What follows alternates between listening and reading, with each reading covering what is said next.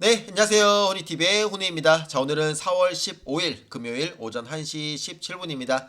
자, 정말 이번 주는 증시 분위기도 좀 정말 어려웠고, 그다음에 정말 힘든 그런 일정들을 이렇게 보내고 있는 것 같은데요. 그러면서 벌써 이번 주도 이렇게 금요일까지 시작이 됐습니다.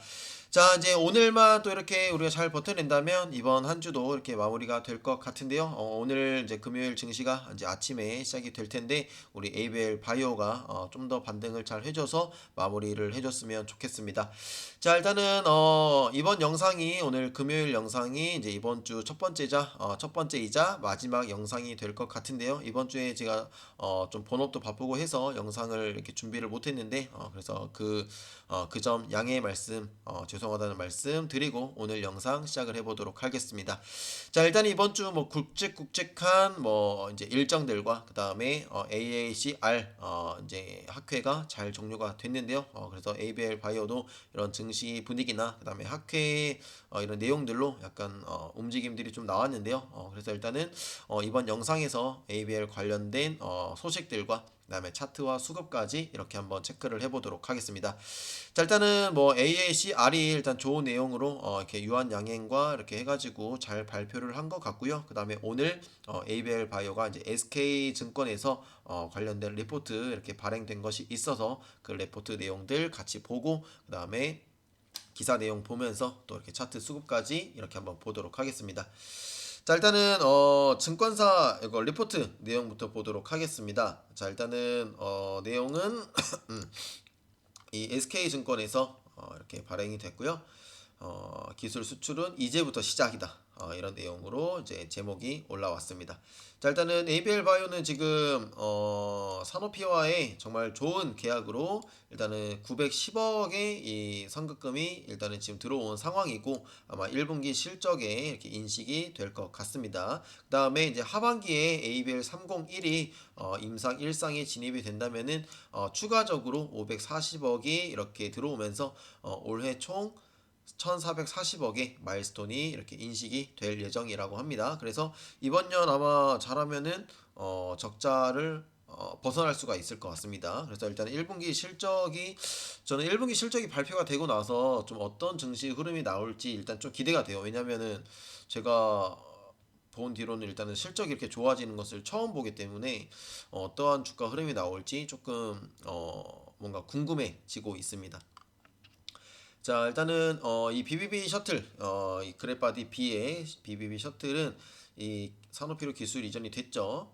그리고 이 BBB 셔틀 타겟이 이 IGF-1R이라는 이 수용체를 이렇게 타겟으로 사용을 하죠. 이 이제 이 타겟이 이 디날리 테라퓨틱스의 이 TFR에 대비해서 우월한 경쟁 우위를 이렇게 보여주고 있어서 이번에 산호피가 그래서 좀 관심을 가지고 이렇게 계약을 한 것이지 않은가 이렇게 생각이 듭니다. 자, 그래서 일단은 부작용이 더 낮다. 뭐 이런 부분들. 그리고 투과율도 더 높은 모습을 보여주고 있죠. 그다음에 이제 또 ABL 바이오의 장점이라고 하면은 이 파이프라인이 다양하게 있다라는 내용이고 그래서 이 파이프라인이 기대되는 부분은 103과 그다음에 105 그다음에 이거 말고도 많이 있죠. 뭐 111도 있고 그다음에 106도 있고 그다음에 503도 있고 501도 있고 이게 뭐 약간 뭐 호스 방 호스 같은데 일단에는 이런 다양한 지금 임상이 있고 그다음에 001도 있죠. 001 이렇게 파이프라인이 많다는 게 또 ABL 바이오만의 또 장점인 것 같습니다. 그리고 이런 내용들이 좀 있었고요. 이런 기술 이전한 내용들은 다 많이 보셨죠? 이런 부분들. 그다음에 BB 셔틀의 자, 내용들 다시 이렇게 표시를 해볼게요. 이렇게 IGF-1R과 이 알파 시뉴클레인 이용한 이 BBB 셔틀이 되겠습니다. 뇌로 전달을 하게 되는 것이죠. 그래서 높은 BBB 투과율, 그러니까 혈액 저기 뇌혈관을 잘 뚫고 간다는 거죠. 그다음에 긴 반감기, 그러니까 안에 딱 통과를 해서 더 오래 이제 머물러 있는다는 거죠. 더 오래 이렇게 다닌다는 거죠. 그래서 치료 효과가 더 좋을 수 있다. 그리고 이제 투약을 자주 안 해도 되니까 더 장점이 있을 수밖에 없겠죠. 그리고 안정성이 검증이 되었다.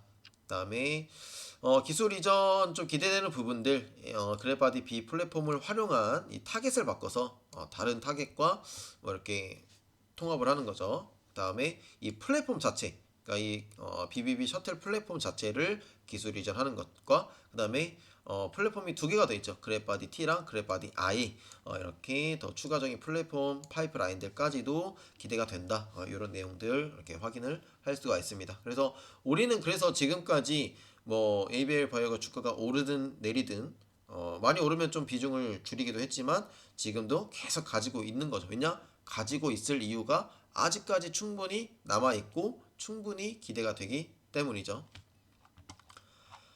그다음에 이제 뭐 경쟁 상황들 보면 이 디날리사가 이제 이렇게 하고 있는 이 TFR과 많은 이 차이를 보이고 있다라는 내용, 그리고 이 TFR이라는 이 수용체가 일단은 임상 1상이 보류가 됐다. 그다음에 뭐 다인세라퓨틱스라는 기업도 좀 임상 승인이 보류가 됐다라고 이렇게 하는 내용들이 또 나와 있고요. 그다음에 이 TFR 같은 경우는 뇌에서 5.6%가 발현이 되고 우리 ABL 바이오의 IGF-1R 같은 경우에는 32.7%나 발현이 된다고 합니다.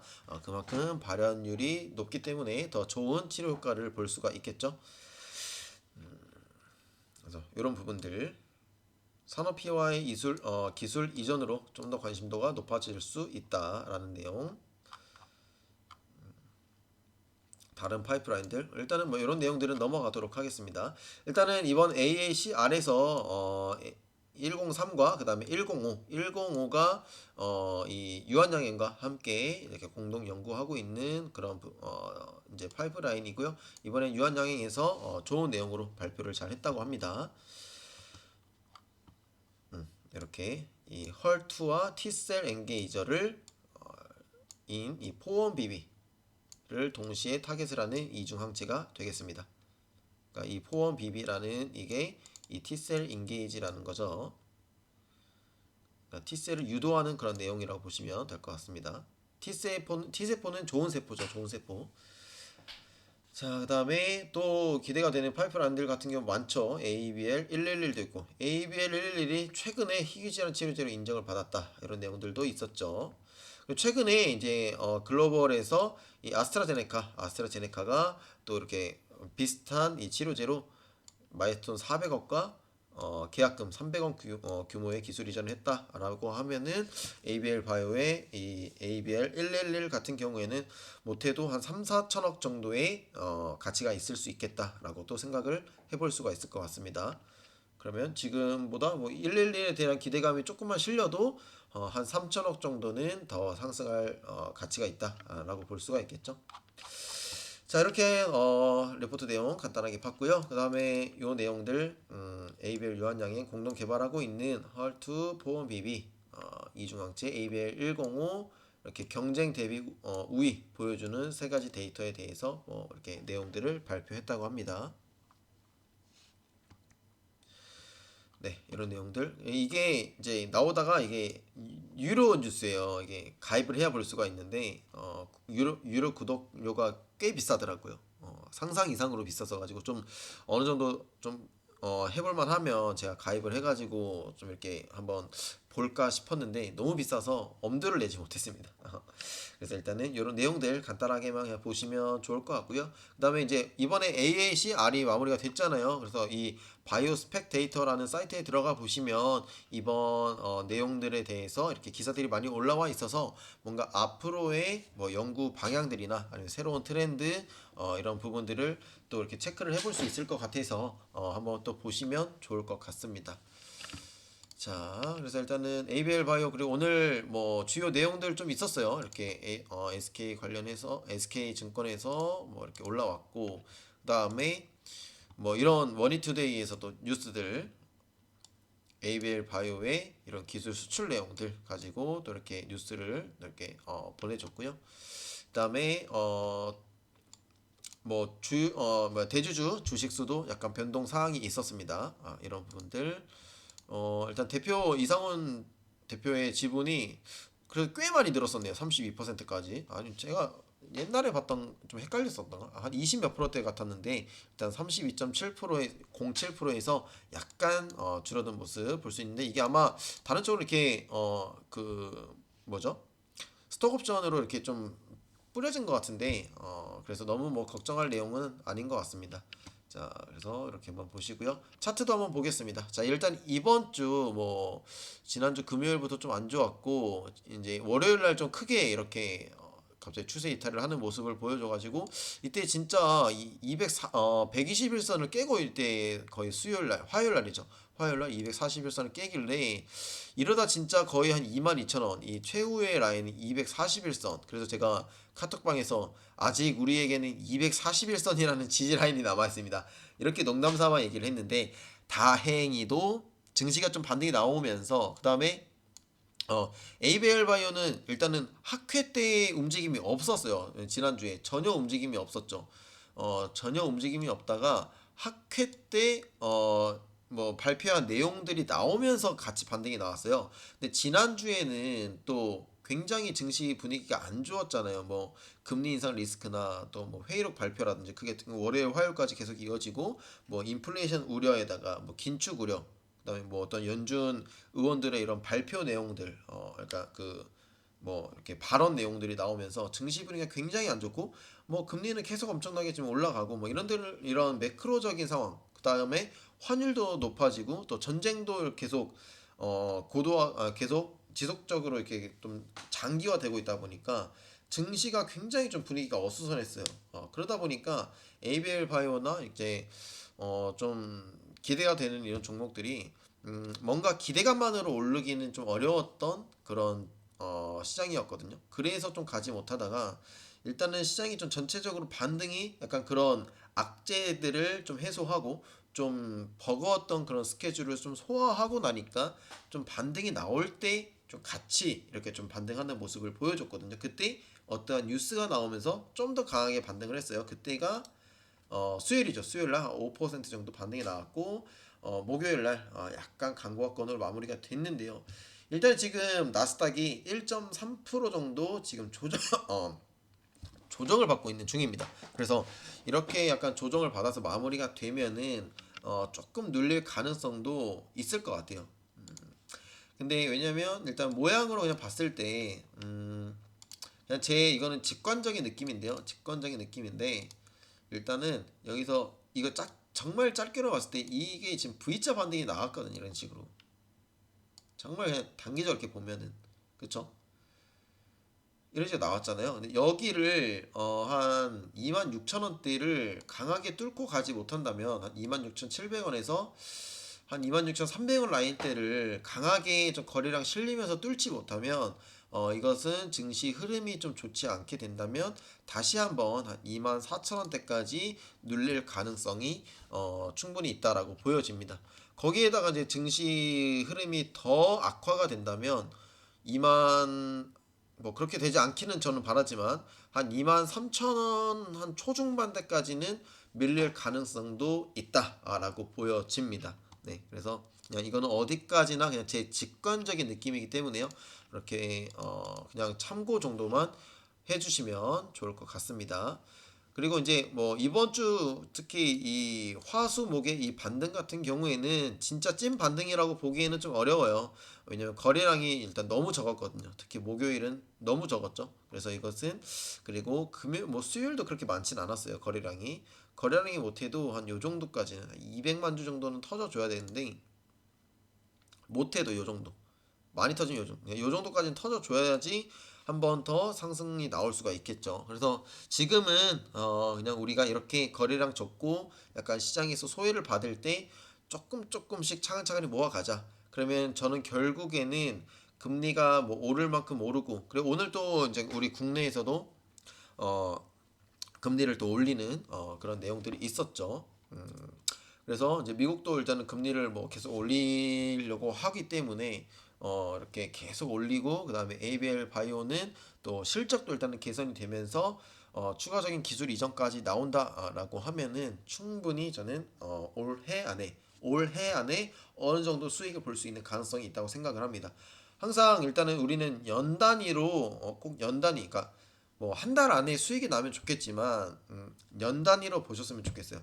그래서 1년에 내가 10%만 수익이 나도 이득이다라는 생각으로 가져가셨으면 좋겠어요. 그러면 25%, 30% 정말 운 좋게는 100%까지도 수익을 낼 수가 있겠죠. 근데 내가 짧게 10% 내고 수익 내고 나오고 또 10% 하고 나오면 그만큼 리스크가 커질 수가 있다 라고 생각을 합니다.